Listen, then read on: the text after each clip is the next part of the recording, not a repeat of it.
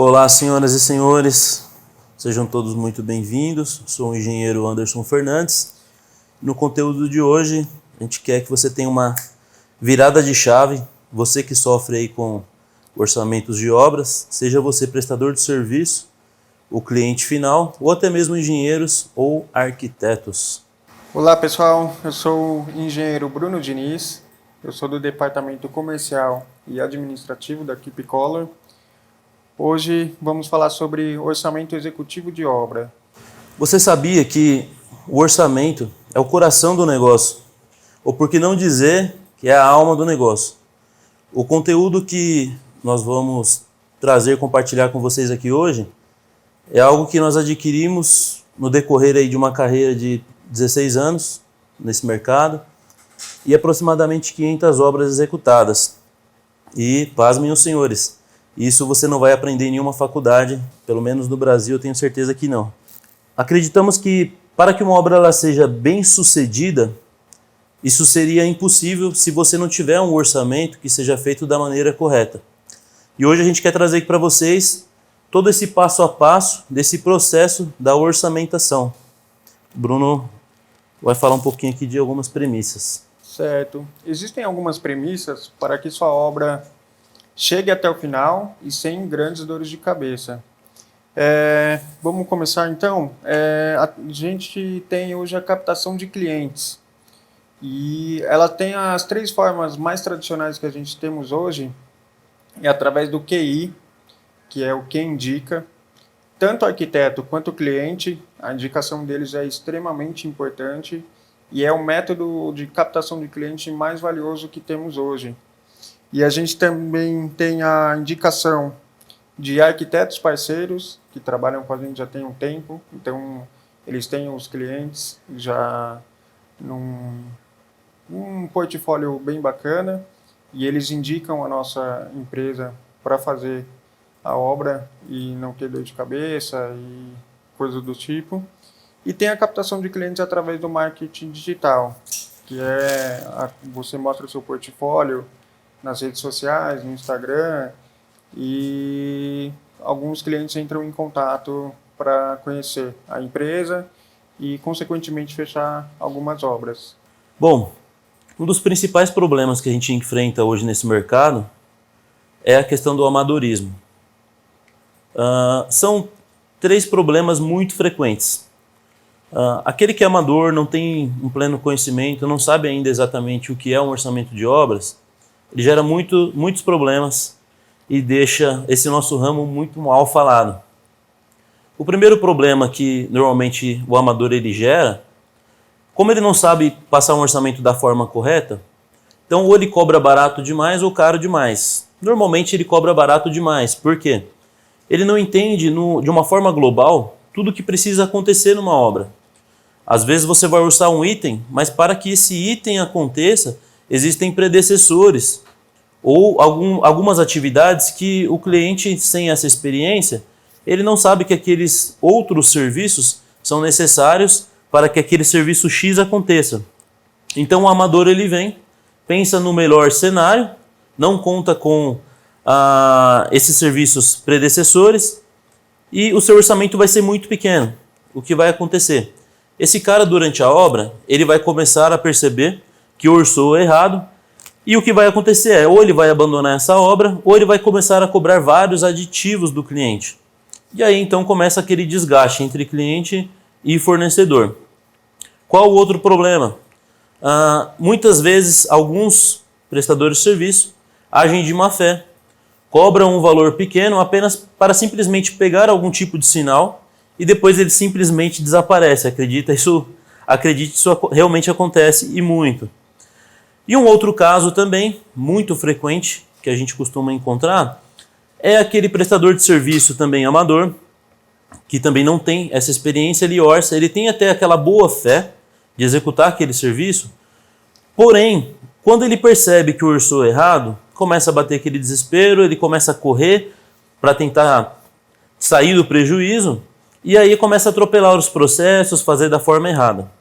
Normalmente o que acontece? O cliente que acaba caindo na mão de um profissional amador, ele acaba recorrendo depois a uma empresa realmente especializada e fala, olha, aconteceu certa situação, peguei um cara aqui que era o mais barato normalmente e agora preciso arrumar, preciso corrigir tudo que foi feito errado. Qual é o problema disso? Uma vez que o cliente entra em uma situação dessa, a ideia, a intenção dele era de economizar o máximo e conseguir aproveitar da melhor maneira os recursos que ele tinha para aquela obra. Agora, esse cliente caiu na mão desse amador, ele gastou dinheiro com esse amador, ele gastou material, desperdiçou material, e agora ele vai ter que contratar uma empresa que realmente saiba o que tem que ser feito para corrigir tudo aquilo. E qual é o problema? Normalmente, você precisa ir lá, desfazer, desconstruir para construir novamente. Então, sai muito mais caro do que o orçamento anterior. Então, esse conteúdo que nós estamos trazendo aqui, ele é para esclarecer, ele é para abrir a mente do cliente que precisa contratar esse serviço, porque existem clientes que são investidores, que estão constantemente construindo, reformando, fazendo negócio. Se você não é esse perfil de cliente, ou você já precisou ou vai precisar um dia. Todo mundo tem o seu sonho de ter o seu lar, a sua casa própria, aconchegante, da forma que você sonha, que você deseja.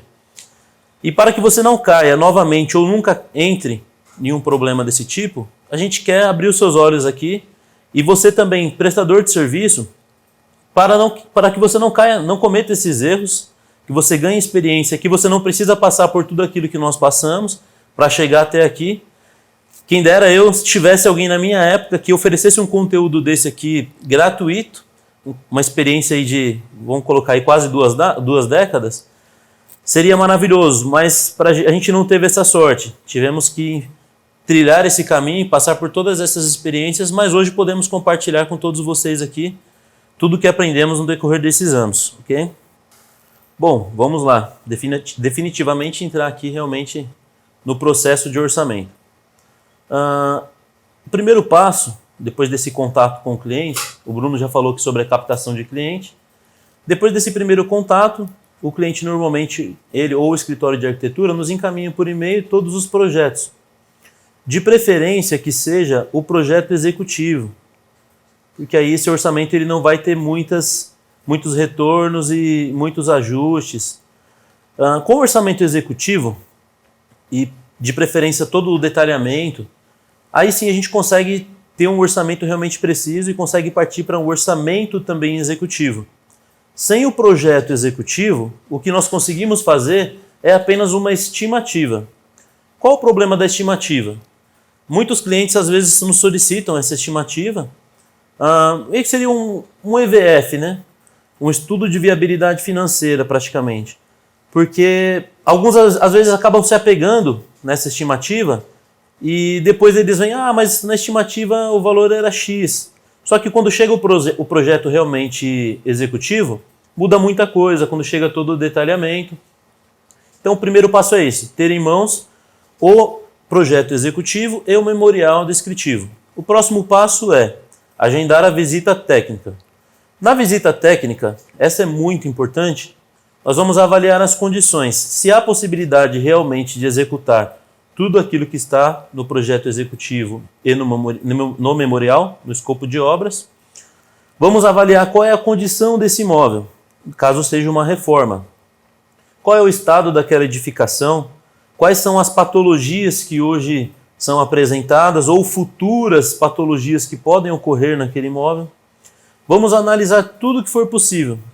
Todos os detalhes que conseguimos extrair daquela obra são de suma importância. Também, nessa visita técnica, é elaborado um relatório fotográfico, onde a gente precisa registrar todas as imagens da situação atual daquele imóvel. O outro ponto muito importante nessa visita é você conhecer os acessos da obra.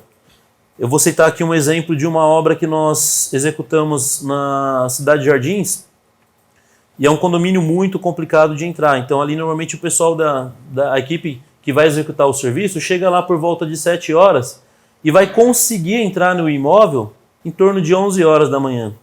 Então você faz uma programação, um cronograma, contando com um período normal de um horário comercial e de repente você se depara com uma situação dessa que vai fugir completamente do seu cronograma. Então você precisa conhecer os acessos dessa obra, aonde é o local de carga e descarga, os horários de funcionamento para execução ali de mão de obra, em prédios comerciais, quais são os horários. Existe um problema também muito sério na região de São Paulo, acredito que em grandes capitais também. Nos prédios comerciais, as obras corporativas, tudo aquilo que faz barulho em alguns desses condomínios, só é permitido o trabalho, por exemplo, das 7 das 19 às 22. Então você precisa programar toda a sua mão de obra somente para aquele período. Então o profissional entrou naquela obra, até eles se trocarem, se prepararem e realmente começarem o trabalho, você tem apenas 2 horas de trabalho por dia. Então tudo isso vai influenciar no seu orçamento, no seu cronograma e vai afetar também o seu relacionamento com o cliente, caso você não tenha levado tudo isso em consideração. Nessa visita também, você precisa avaliar o ambiente, o clima do ambiente onde você vai trabalhar, o perfil do seu cliente, você precisa conversar com o seu cliente tete a tete ali e tentar entender um pouquinho qual é o perfil daquele cliente. Isso vai evitar também que muitas vezes o profissional acabe entrando em uma roubada ou até mesmo você, cliente, você vai avaliar nessa visita técnica esse profissional, você vai tentar entender como que ele trabalha, qual é o conhecimento, qual é o domínio que ele tem na área, qual é toda a sua bagagem para que você também não entre em uma fria.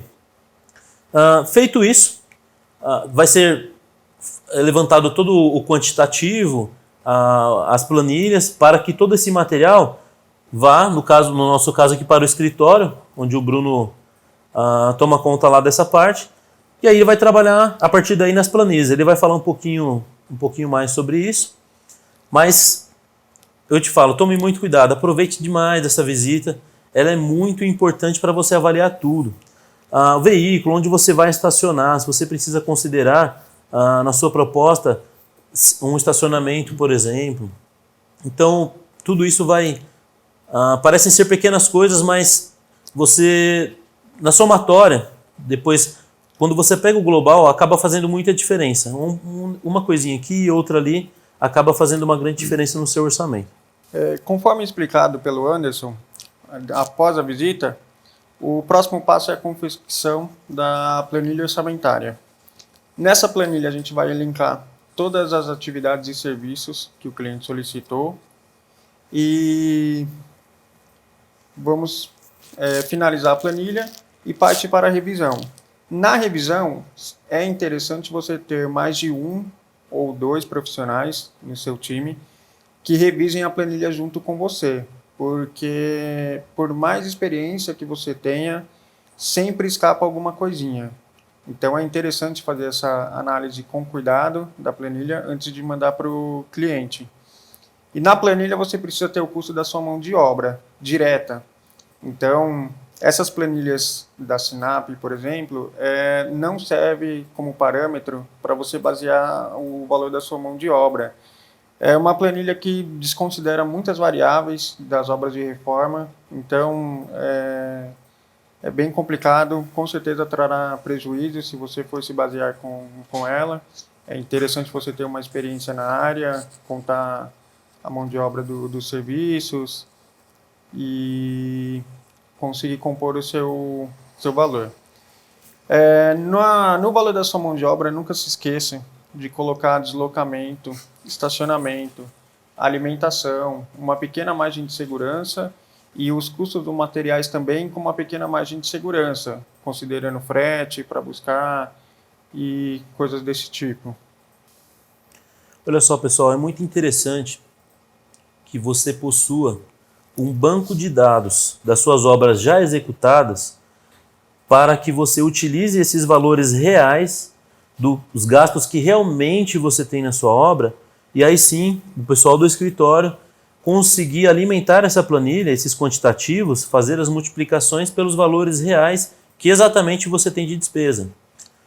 Hoje, por exemplo, a gente pede para os nossos encarregados, os engenheiros e mestres de obras que estão ali na frente de cada obra, para que eles nos passem, por exemplo, quanto tempo foi de execução para a execução de instalação de uma área X de um determinado revestimento. Quanto tempo foi e quanto se gastou de material, de mão de obra, para aplicação de massa em uma área X, em um ambiente X. Então, quanto mais especificações você tiver, quanto mais dados você tiver, realmente de qual é o consumo de material, qual é o tempo de mão de obra para cada serviço, isso vai fazer com que você tenha um orçamento muito mais preciso e que você saiba realmente a margem que você tem para negociar com o seu cliente. Porque no final de onde a gente vai chegar aqui, o cliente quer saber do valor final. E se você não sabe aonde dá para você tirar, onde você tem uma margem de segurança ali que está com folga, então você vai acabar, muitas vezes, dando um tiro no escuro. Um ponto muito importante, para não deixar passar batido aqui, eu falei sobre a visita, mas esse conhecimento você tentar entender o perfil do seu cliente, o cliente também conhecer o perfil do prestador, isso é tão importante, eu até costumo comparar com um relacionamento.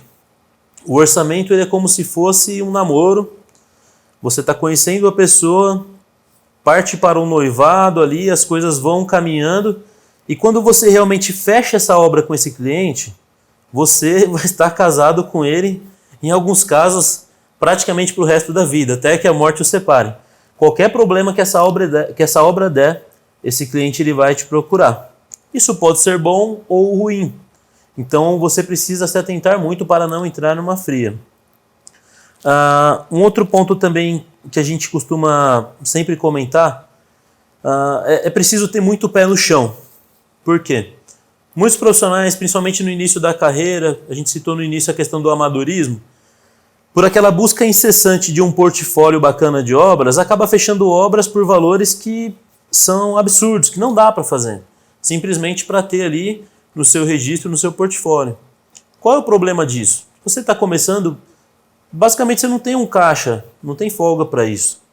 E pense o seguinte, hoje se a sua empresa ela está no zero, financeiramente falando, às vezes o zero ele não é tão ruim assim como se parece. Se você entra em uma fria, você pode sair do menos zero e descer para o menos 100, menos 1 milhão, e aí vai, não tem limite. Então tome muito cuidado para não entrar em roubada. Qual é o outro problema nesse sentido? Se você já começa cobrando muito barato apenas para ter um portfólio, você vai ficar conhecido como o barateiro, o Zé Faísca, o gambiarra. E dificilmente você vai ter oportunidade de realmente apresentar, executar um serviço de qualidade para o seu cliente, porque você não vai ter caixa para isso. Então, aquele ditado que diz quem não é visto não é lembrado, é uma verdade que não tem como fugir. E além de ser uma realidade, quem não é visto não é lembrado de que maneira? Quando o cliente tem algo bom, uma obra muito importante para ele vai lembrar de quem? Daquela empresa especializada, daquela empresa organizada que tem uma estrutura legal. E para ter tudo isso, não tem como se você não tiver lucratividade, se você não conseguir investir na sua empresa. Então, quando o cliente precisar de uma empresa boa para executar um bom serviço, um serviço que aí sim vai te trazer um bom portfólio, aí ele vai lembrar de você. Agora, como eu falei, se você for aquele profissional que quer cobrar baratinho só para pegar qualquer serviço, você sempre vai ser lembrado para esse tipo de serviço, correto? Bom, monte sua proposta completa, mostrando o seu portfólio e a planilha de orçamento, mas não manda de qualquer jeito. Marque uma reunião com o cliente, entenda o que ele está precisando, tenha a oportunidade de mostrar a sua empresa, mostrar seu portfólio, apresentar alguns detalhes importantes da sua empresa, quais são os seus destaques, pois isso gera valor para o cliente e o cliente já começa a ver a sua empresa com outros olhos. Ele já vê uma empresa mais profissional, mais séria e dedicada no serviço. Evite enviar sua planilha simplesmente pelo WhatsApp, sem ter uma conversa com o cliente, ou quando a obra é por arquiteto, tenta marcar uma reunião com a arquiteta, entender qual que é o tipo de cliente que ela trouxe para você, orçar essa planilha. E nessa reunião, um ponto interessante é você observar o perfil psicológico do cliente. Veja se o cliente tem o perfil da sua empresa, veja se o cliente está disposto realmente a contratar uma empresa mais qualificada, ou se o cliente está procurando alguma coisa mais barata, que pode gerar uma dor de cabeça futura. Então, tente sempre filtrar os bons clientes, pois estes bons clientes pode ter certeza que te trarão outros melhores clientes. Então, é esse negócio de trabalho futuro. Então, lá na frente, se fizer essa obra baratinha para mim, lá na frente eu tenho uma obra muito boa, eu conheço gente e tal. Não caia nessa. É melhor não ter cliente desse tipo do que a gente tentar abraçar o mundo e no final o prejuízo só fica para você. Bom, precisamos tomar cuidado com esse tipo de cliente, ao qual o Bruno citou agora. Muitos fazem muitas promessas, né? E aí, quando você está no começo da sua carreira, você acaba às vezes se iludindo. E alguns clientes já maliciosos, né? Já executam muitas obras, são investidores, acabam agindo dessa forma. O que normalmente acontece? Ele faz uma proposta para que você faça o seu melhor preço para ele, te esmaga na negociação, e você, na ilusão de que ele vai te entregar outras obras futuramente, acaba fechando essa obra. O que vai acontecer? Muitas vezes ele não vai te dar essa outra obra depois. Ou, ainda que ele tenha outras obras para te passar, o que vai acontecer vai ser que ele vai te dizer o seguinte: bom, se naquela obra você me cobrou X, e agora eu estou te dando mais trabalho, agora você precisa fazer X menos um desconto tal. Porque ele, na mentalidade dele, ele acredita que ele está te dando serviço, ele está fazendo com que você sobreviva no mercado. E ele vai te espremer cada vez mais. Então, o negócio, para ser bom, ele precisa ser bom e justo para os dois lados. Se o negócio é bom somente para um lado, então o negócio não é bom. Precisa ser justo para ambos.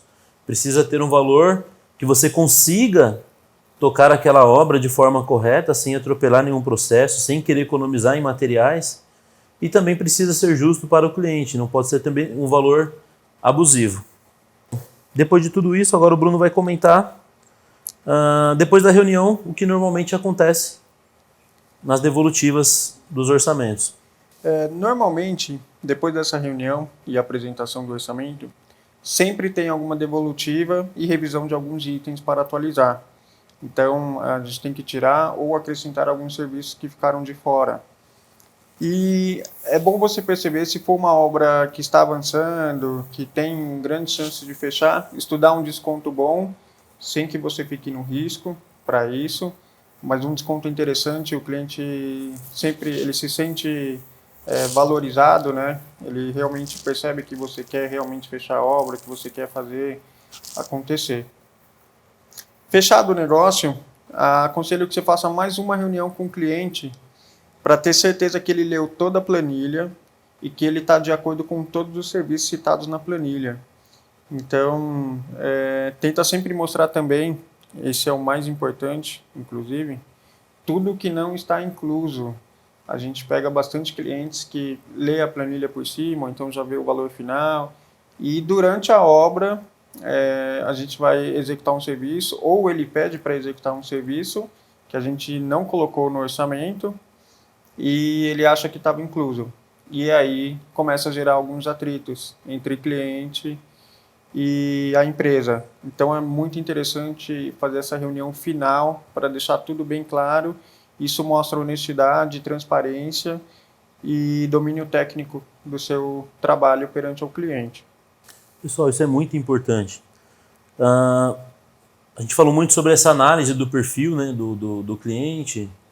E se esse cliente ele não tem tempo ou não quer repassar o orçamento com você para realmente entender o que está e o que não está incluso, as chances de você ter uma obra problemática é muito grande. A nossa planilha de orçamentos hoje, por exemplo, em alguns casos, algumas obras, chegou a ter 50 páginas o orçamento. Obras grandes, com muitos detalhes, muitas variáveis. E aí é que está a questão X do negócio. Como que você pega um orçamento detalhadíssimo, onde está tudo relacionado, discriminado, o que está e o que não está incluso?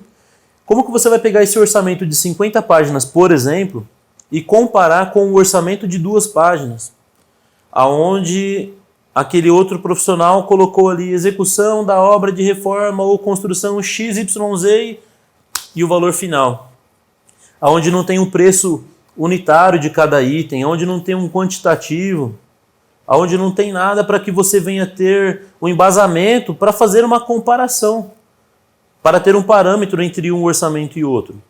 E o que acaba acontecendo muitas vezes, alguns clientes partem somente para o valor final e vão e fecham com o mais barato. Depois, quando se inicia a obra, começam as brigas. Ah, mas isso aqui estava incluso. Não, não está. Aí quando vai voltar para o orçamento para conferir, não tem detalhe na planilha. Então não tem como, não tem segurança para ambos os lados. Então, para que você feche a sua obra e seja uma obra bem sucedida, a chave do negócio é o orçamento. Começa pelo orçamento. Se você fizer o orçamento da forma que nós estamos te passando aqui, e esse orçamento ele for bem detalhado, o máximo que vai acontecer, que acontece nas obras, acaba surgindo um serviço ou outro que realmente não estava incluso. Mas você vai pegar a planilha do seu fornecedor e vai estar ali tudo que está e as observações, o que poderia ocorrer que não estão inclusos, destacados. E aí fica fácil de resolver, olha, realmente isso aqui não estava incluso, qual é o valor, vamos negociar e vamos acertar. Passamos por essa situação várias vezes e essa planilha foi o que nos salvou. Então fica algo transparente para ambos os lados e traz segurança para o cliente, para o prestador de serviço, para o escritório de arquitetura. Fica algo que mostra o seu profissionalismo e as coisas acabam terminando bem. Se tudo é bem alinhado, se tudo é bem conversado, bem explicado, não tem por que dar errado. E as coisas novas que surgirem vai ficar muito claro e fáceis de serem acertadas e corrigidas. Bom, feito tudo isso, todas as negociações, essa última reunião de alinhamento com o cliente para saber se realmente ele entendeu tudo que está ali, agora a gente parte para a fase de emissão das documentações. Que aí seria, visto que já temos o projeto executivo aprovado na prefeitura, agora a turma da execução realmente, no nosso caso aqui o escritório de engenharia ou empreiteira, vai emitir a ART, que é o documento que o engenheiro vai emitir junto ao CREA, fazer o pagamento das taxas, no caso do arquiteto, a RRT do projeto, pagamento da taxa também, vamos anexar isso, juntamente com o seguro de obra, juntamente com o cronograma de obra, memorial, e encaminhar tudo isso ao condomínio, que por sua vez vai ter um profissional responsável por esse setor, que vai analisar toda essa documentação, e aí sim liberar a sua obra para que você consiga iniciar. Nessa documentação que eu citei, um documento muito importante também que eu aconselho que vocês façam é o relatório de impacto de vizinhança. Seja um apartamento, se você tiver a possibilidade de visitar os apartamentos vizinhos, faz aquele relatório fotográfico de qual é a situação atual daquele imóvel, isso vai te livrar lá na frente de que o vizinho venha alegar que a sua obra causou aquele dano, e aí não tem como saber se realmente foi a sua obra ou não. Então isso vai te livrar de vários problemas. A questão do cronograma. Para fechar essa parte inicial da obra, orçamento e fechamento, o cronograma ele é uma ferramenta super essencial aonde você vai trabalhar tudo aquilo que foi planejado, e normalmente o condomínio ele exige, muitos hoje em dia estão exigindo também que você apresente o cronograma. Para facilitar, o que a gente costuma fazer? Toda essa planilha do orçamento, que é bem detalhada e totalmente discriminada, a gente pega essa mesma planilha, limpa ali os valores e ela vira o escopo de obra e também vira o cronograma. Então a gente monta ali uma coluninha. Logo após a descrição, a gente tem uma coluna que consta ali o progresso da obra. Qual é a porcentagem de execução de cada serviço. Na próxima coluna, nós colocamos ali para fazer um confrontamento ali, uma comparação do que foi executado versus os valores que nós fechamos para cada item daquele. Pode acontecer, por exemplo, que a sua obra começou a rolar ali e o cliente diga para você, olha, mas a obra não está andando. E aí, como que você vai responder para ele se a obra está andando ou não?